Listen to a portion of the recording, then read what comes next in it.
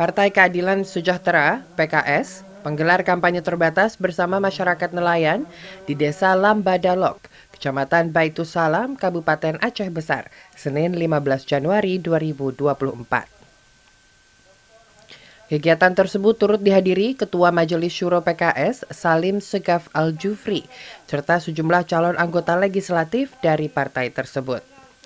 Dalam pertemuan itu, Salim Segaf Al-Jufri mengajak masyarakat nelayan untuk ikut memenangkan calon presiden, wakil presiden nomor urut 1, Anies Muhaimin, di pemilu 2024 nanti.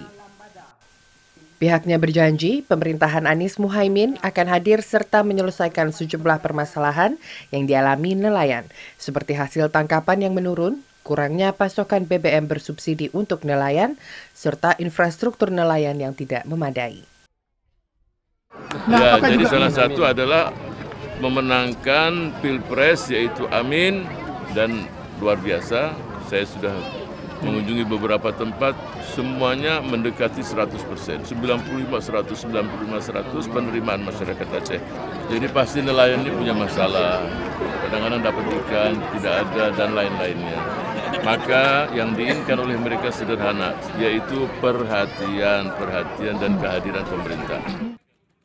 Usai menggelar pertemuan dengan masyarakat nelayan, Salim Segaf Al-Jufri juga menyempatkan berkunjung ke salah satu lokasi pasar ikan di desa tersebut. Salim bersama rombongan juga ikut memborong ikan yang dijual pedagang. Dari Aceh Besar, Aprizal Rahmat, Kantor Berita Antara, mewartakan.